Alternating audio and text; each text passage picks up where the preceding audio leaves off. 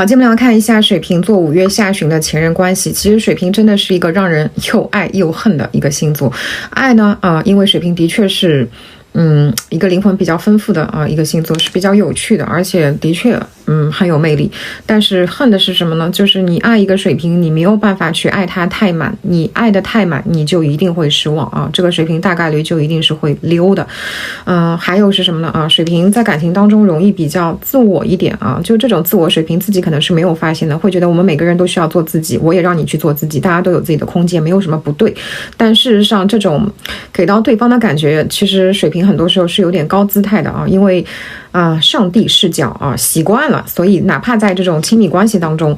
水瓶比较难有这种平等的这种感觉。其实很多时候都会给到对方一种你水瓶有点在居高临下的一个感觉。但是水瓶总体来讲其实还是不错的啊。那适合水瓶修的，其实很多时候你如果太阳、月亮金星上升或者婚神有2个以上在风象的当中有水瓶的这种的话呢，其实还是比较适合修一修有衰关系的。那看一下我们这个感情抽到的是一张星币8。这个关系当中有人是很忙吗？就是有人会单方面非常忙自己的事情忙自己的这个事业工作，并没有说是很好的给到对方这个回应所以会有一种一头热的感觉就是当中有人他是会有一种5不热的一个状态。那你真的是挑他刺吧，好像也挑不出来，他忙也没有错，但是就是这份关系容易有这种疏离或者说是一个人好像一直在关心在忙自己的一些国家大事一类的，那另外一个人只能在那边候着这样子的一个状态。那看一下我们这个水瓶的现状，抽到的是一张宝剑8。水瓶这个时候自己也是虽然说是分开了，但是水瓶没有从这段感情当中的影响当中彻底的走出来其实但凡水瓶他不爱了，他抽身是会非常快的，你甚至会觉得他从来没有爱过。但事实上因为还困住，所以水瓶对这份关系还是有留恋在里面的。一般水瓶是不会让自己陷在一个僵局当中，因为他的这个思路会比较清楚自己该做什么不该做什么会比较明确。但事实上目前我们的这个水瓶他是做不到的所以困着也就只能先困着。那看一下对方这边一张星星牌，对方这个时候水瓶对他来讲总是会出现在他的这种脑海当中，生活的场景当中，细节当中，可能自己去了某个地方看了某个电影或者说是经历某个场景的时候，总是会有水瓶之前的这个影子在脑海当中去浮现。所以对方也是的哪怕说是有这种念想，有这种怀念但是是比较压抑的这种情绪，或者说是比较难受的这种情绪，而不是说我想到你我觉得是开心的，想到过去的话反而会觉得现在有种非常寂寞空荡荡的一个状态。那看一下水瓶对复合这边一张星币王牌，这份感情水瓶是有拿出过诚意的可能也有实际的给到对方工作生活方面的一些帮助和支持，是有想过去好好在一起的。包括说是这种诚意的话，对水瓶来讲也是非常难得的。我很难得会给到某人一个这么大的一个诚意去看着将来去在一起的。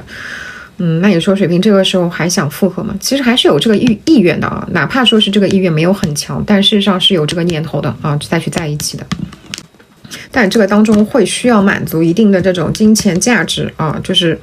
这种现实方面的，是需要满足这种条件的。要看一下对方这边一张圣杯6的逆位，对方曾经是把我们水瓶当成亲人一样的感觉的就会觉得水瓶你好像就是那个懂我的人，你好像就是我的那个灵魂伴侣，你好像就是我一种一见就有这种熟悉感或者说是曾经好像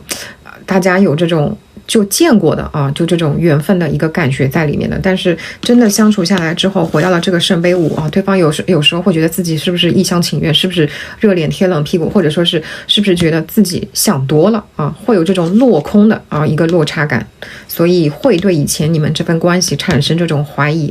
产生这种动摇。那看一下我们这个关系的一个阻碍，抽到的是一张宝剑2的逆位。这个关系以前其实就是的没有被坚定的去选择过啊，这段关系当中，有人是没有被坚定的去选择过的啊，始终哪怕没有分开的时候，这段关系也时刻面临着，或者说是时不时面临着一种选择，选择你还是选择他，或者说是在一起的时候，两个人可能就已经有聊过啊，还要不要去在一起啊，所以会有一种始终是有一个后撤的动作啊，在那边，这份感情就不踏实啊。那看一下我们这个牌给到的建议，抽到的是一张星币侍从的逆位。这个关系你要奔着结果去的话，其实是比较难的啊。现实阻碍，能力有限啊，不愿意或者不能给，所以比较难奔着结果去。如果你们是一个能够去好好处当下关系的话啊，那可以。如果说是要有那种捆绑的责任的承诺的结果的啊，某人如果当中只要有一个人有这方面的要求啊，这个关系可能就比较难去维系啊，因为注定它是会落空的。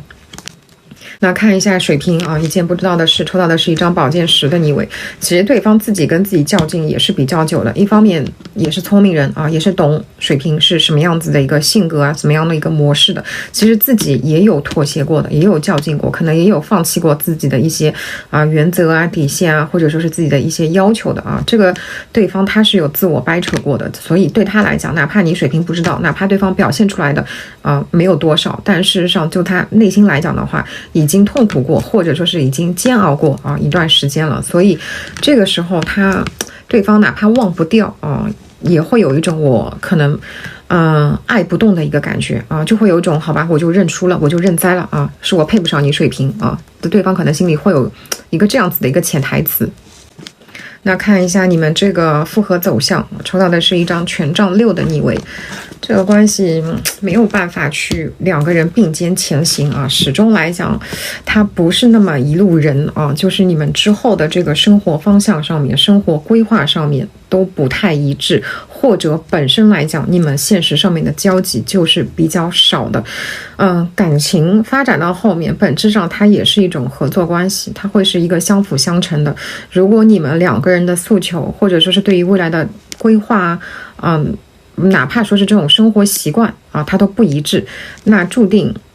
除非说是有一个人他是完全做妥协的那一方不然这个关系就比较难去维持，哪怕再有感情他可能都会去僵持在那个状态。所以两个人心知肚明的跟对方交集少又没有办法去找到一个